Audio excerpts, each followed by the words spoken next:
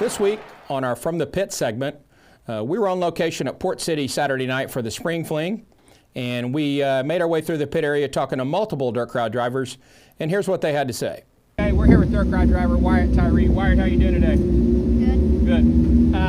You ready to get going tonight? Yeah. Okay, so I know you got to practice the other day. How did that go? I know you got a bunch of laps in. Do you think you got a little faster? Yeah, my dad told me to go a little higher in the corners and then pop down. Yeah? Yeah, you gotta keep more speed going? Yeah, so I can so I don't keep the wall. I broke my spring last time. Oh, you did? Yeah. Okay. So, well, we were supposed to race last night. It got rained out, but we'll get in tonight. We wish you nothing but the best of luck. We appreciate being on DirtCrowd, and we'll come talk to you after the races tonight, okay? All right, well, good luck. Thank you, sir. Okay. Hi, I'm here with Bryson Roush, one of our DirtCrowd drivers. Bryson, how you doing today? Pretty good. Car could have been better, but we'll learn and keep going. Yeah, their hot lap session was all right. Is it still a little slimy out there? Yeah. Okay. Especially in 3 and 4. Yeah. So your brother's racing tonight also, right? Yeah. Same class? No, restricted, and my youngest is racing junior. Okay, so you're going to be busy tonight then, Yeah. all right? All right, well, we'll touch back with you later and wish you the best of luck, and we'll talk to you soon, all right? Thank you. All right, good luck. With Team DirtCrowd driver, Wrecker Jones. Wrecker, how you doing today? Good, how are you? Good. I know, unfortunately, we got rained out last night, so the track's probably going to be a little slimy and maybe a little heavy. How was hot laps for you? Yeah, it's pretty sloppy in 1 and 2 and 3 and 4, but the looks of it, after Sportsman and A-Class, the track looks way better. Getting a little slick, just ready to have a good heat race, and I start dead last. You do start last? Yeah. Okay. What heat are you in? Heat 3. Okay, heat 3. So I know this is kind of maybe your third or fourth time out in this new car now. How's it working for you? You feeling pretty good? You getting a little bit more comfortable in it? Yeah, it's pretty good. Just got to get more comfortable, a little bit more seat time. But so far, out of these last couple of weeks, I've been really good with it. All right. Well, we wish you the best of luck, and we'll check back with you again here a little bit in the night. Okay? Thank you. All right. Thanks, Wrecker. Good luck. Thanks. All right, we're here with DirtCrowd driver Giovanni Lucido here at Port City for the Spring Clean. Giovanni, how you doing? Good. Good. So I know we tried to come by a little bit earlier. I know you've already been through hot lapping in the heat race. How did that go for you so far? Hot laps it wasn't that good, but heat racing was better. Good. So I know we didn't get to race last night because it got rained out, but a couple of weeks ago you did extremely well, didn't you? Tell us about that. Oh yeah. Yeah, I think you ended up winning, didn't you? Oh yeah. And then where did you start in that race? Do you know where you started that night? I started 8th. Started 8th? Wow, that's fantastic. Okay, so good luck tonight, and then we'll follow up with you later in the evening and see how it's going, okay? Okay. Wish you best of luck. Congratulations on your win, and we'll see you soon. All right. And here's some of our driver results from Saturday night. Wyatt Tyree finished 12th in the A feature. Bryson Roush, running A-Class, finished 2nd. Wrecker Jones got him a top 5. He finished 5th.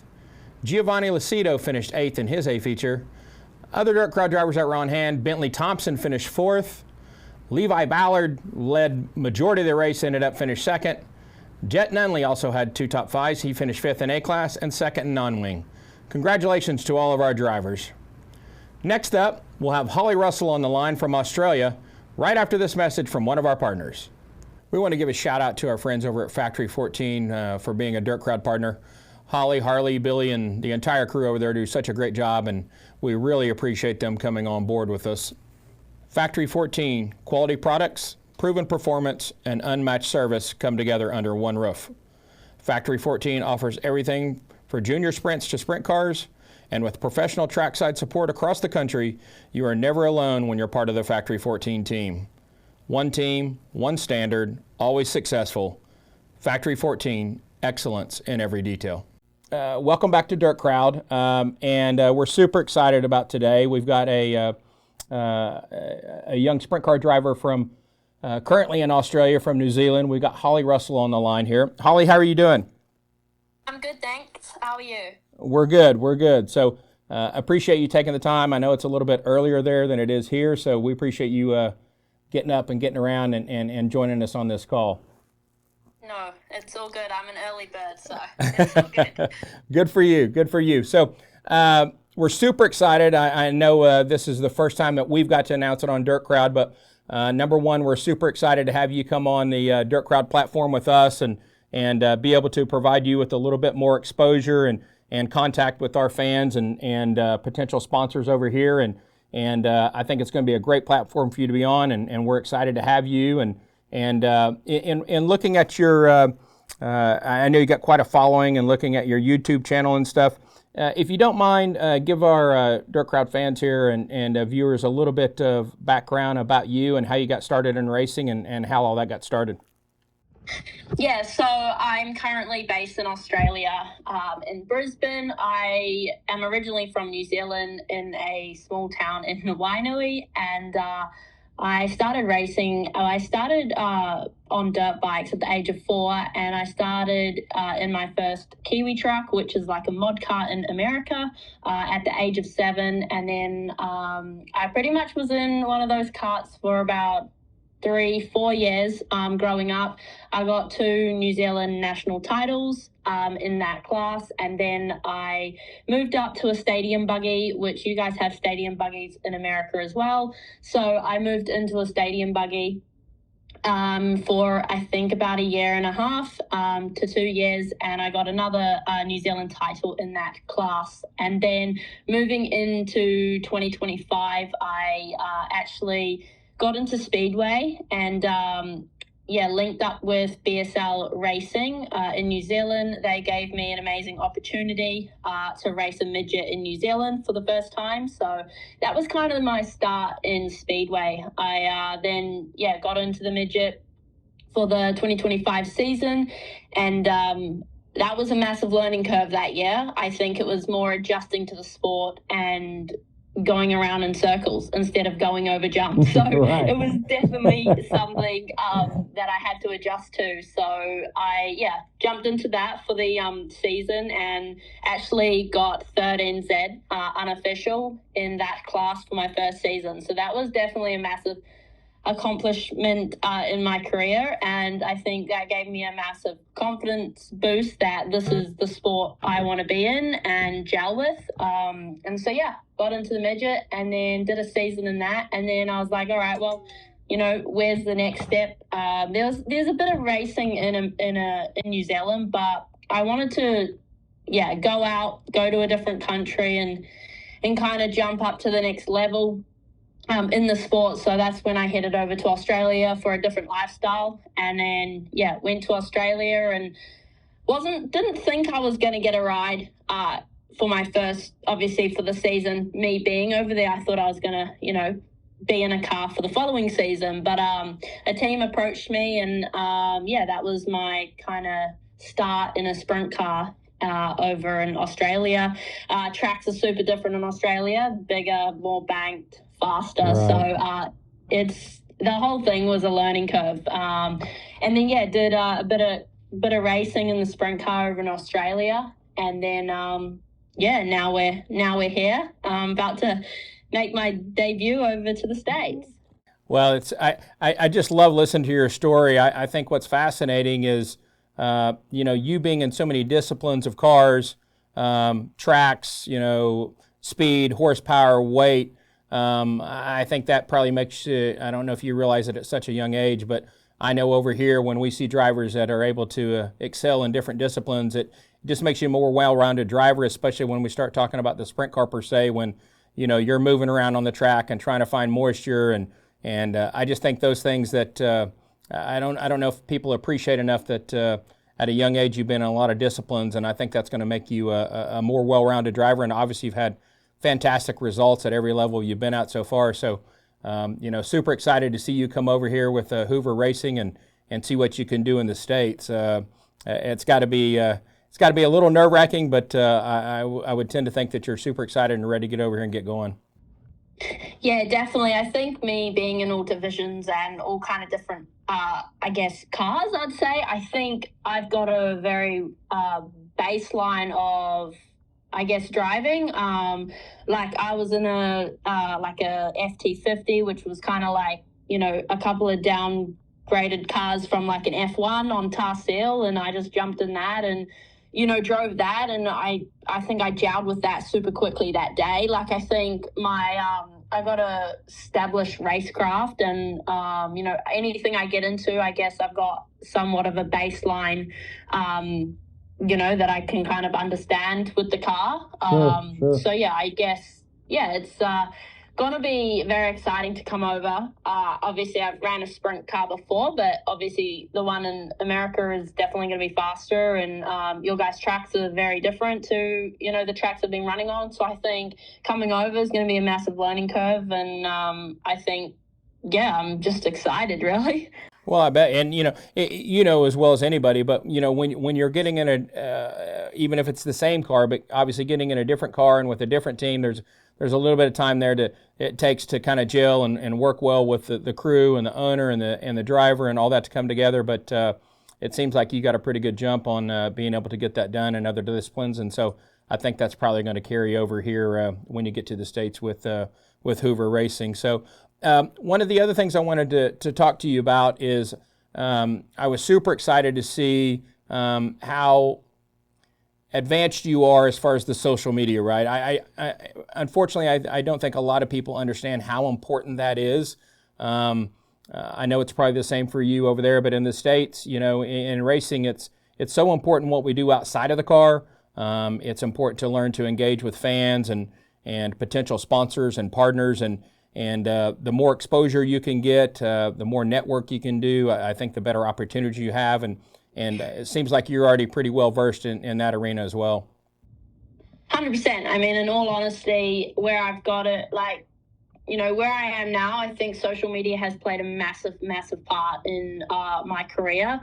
I started social media when I was about 4 years ago when I was 13, and that was kind of when I understood and kind of matured a bit more, and that's when I got onto social media. And it's definitely been a rough road with the hate and a lot of the negativity around it, but I think being able to shut that out very early in, I guess, the days of being on social media, that doesn't really affect me anymore. But I think, anyone, listening to this and, want to be on social media, I definitely think it's a massive, massive opportunity, because you never know who's watching you. I mean, I have thousands of people, tens of thousands of people watching me every day, and you just never know who could give you that right opportunity that you've been looking for. So I think, coming across James and everyone else that's helped me got to this point, I think social media is huge, because they saw me off social media, and I've had a lot of fans, and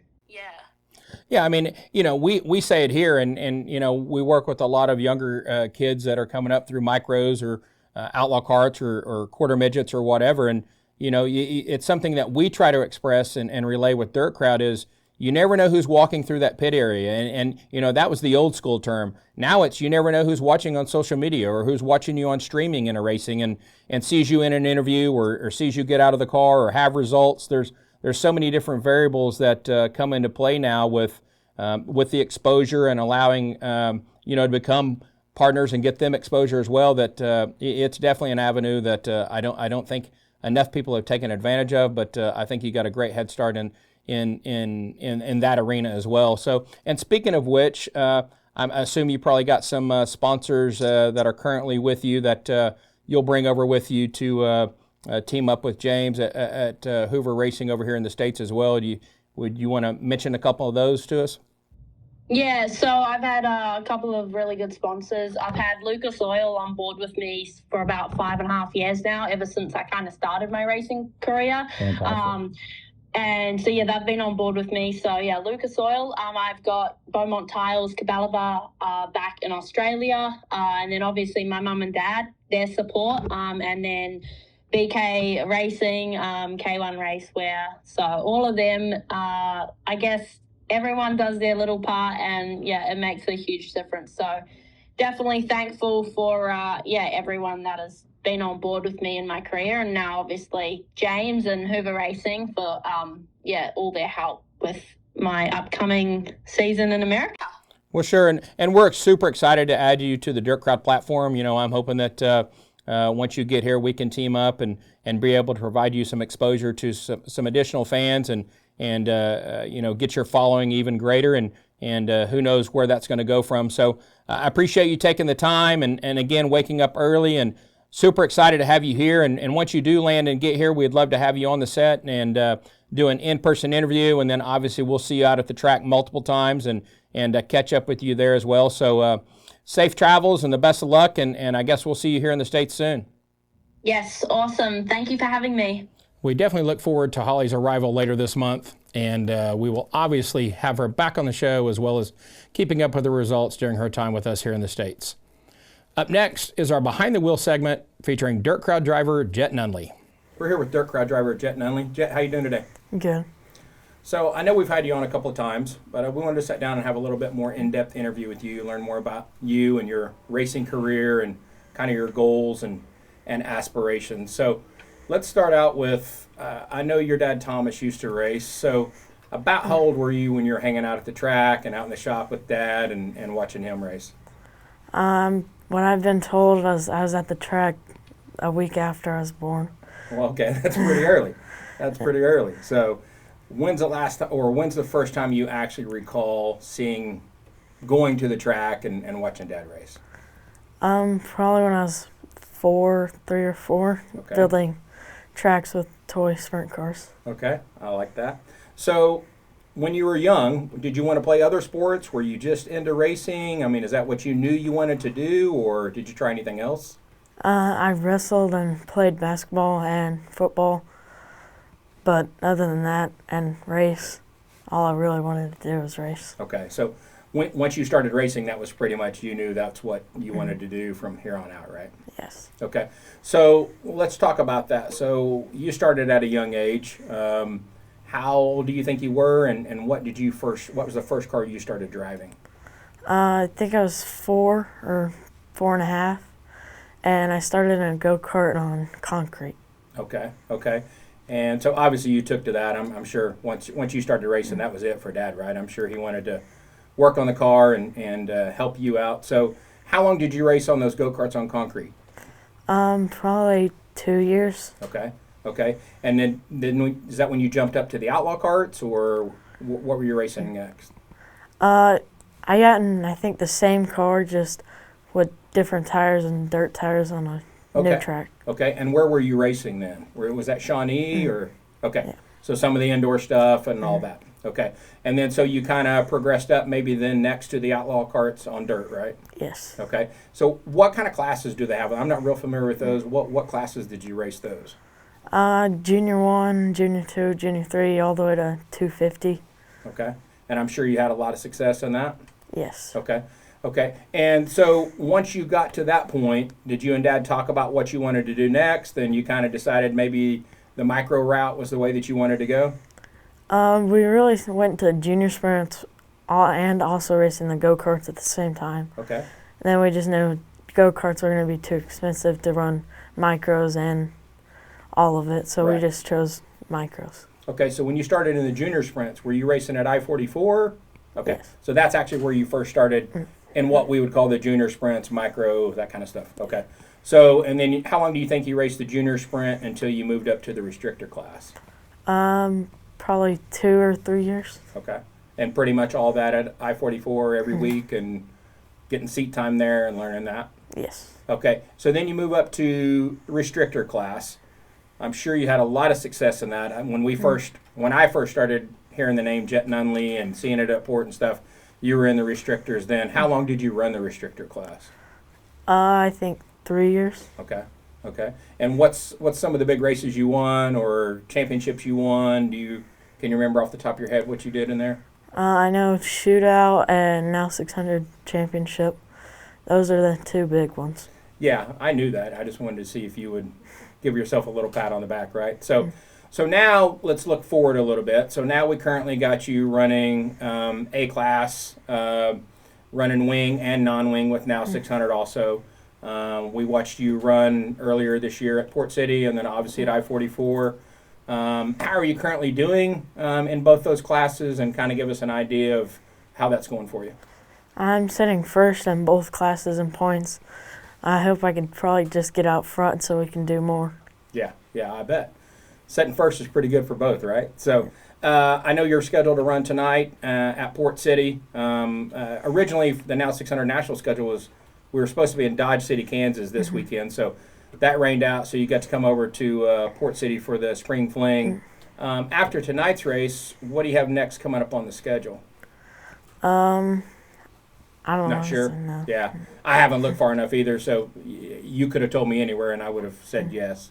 So I know you're doing really well in that. Matter of fact, let's backtrack a little bit. You actually got to hop in a midget at the Chili Bowl, and that's the first time I actually saw you in a midget. I know you might have been in a midget once or twice before then maybe, but and I know we spoke about it, but recap that a little bit. Just kind of give us the difference of the power and driving the midget versus, I know you just been there 2 weeks prior to that in the shootout, but kind of give us an idea for a lot of our younger drivers that are listening to you, kind of what you felt in the midget and how that went for you. It definitely had more power, especially on a smaller track like the Chili Bowl. You just got to be easy with it and make sure you're not overpowering the corner. Yeah, it's that's a pretty big jump. Even the outlaw cars. I mean, I know it. The shootout, you know, the micros are super fast, but just having that much horsepower readily available with your right foot, it makes it a little bit harder to drive and control the car, I'm sure. So, in saying that, I know you were more concentrated on your Now 600 schedule right now for the wing and the non-wing, but you probably got maybe some midget stuff coming up, maybe some sprint car stuff coming up. Do you want to tell us a little bit about? I know you're gonna have to sprinkle it in and not affect your other schedule, but looking forward, are those some of the other cars that you kind of want to get in and get some experience in as well? Yeah, I think we're going to probably try and start running sprint cars and when we're off with the Now 600. Okay. And I don't think you really have anything scheduled per se for the midgets, do you? No. So if one or two pop up and schedule permitting, then we'll probably see you in that as well. Okay. So in talking about the sprint car, I know we've kind of looking ahead here a little bit. Is that ultimately your dream or your goal is to end up running a 410 sprint car either with the World of Outlaws or High Limit? And, I mean, is that kind of the direction and what you kind of would really draw up for yourself if that could happen? I want to mainly go to sprint cars, but I want to, if I can, somehow, get to NASCAR. Okay. And it happens. I mean, we're looking at Corey Day right now, right? I mean, he jumps straight from running the Chili Bowl and running the sprint car out in Cali with Jason Myers and them, and next thing you know, he's running at NASCAR. So that's definitely a possibility. So I know sprint car as a whole has a really bright future. I know you can have a great, successful career in doing that.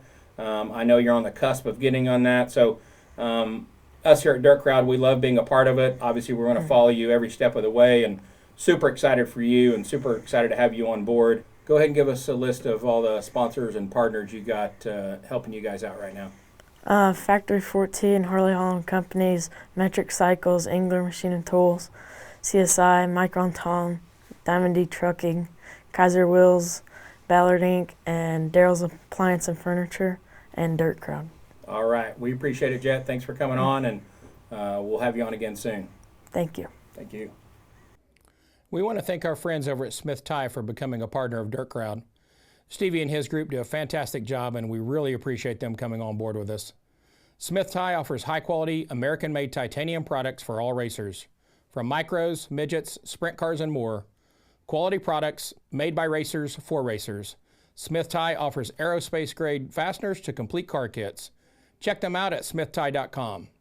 Smith Titanium, we winnovate.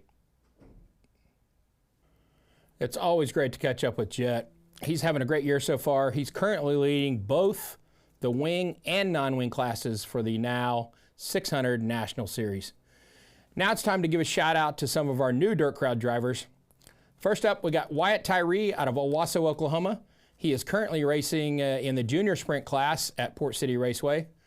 We also have Levi Ballard of Grimes, Iowa, who is currently leading the Now 600 National points in the restrictor class. Welcome to the platform, drivers. Please, we need everybody to send videos, pictures, content, anything you've got. If you want to be on the show, we'd love to have you on. Send anything you got to news@dirtcrowd.com. And that's it for this episode, and we'll see you next time. Hey drivers, are you on DirtCrowd yet? It's actually been pretty cool. You get your own driver page where fans can support you one time or even monthly, and you keep 100% of the proceeds. They've already set up the support levels and you just customize them.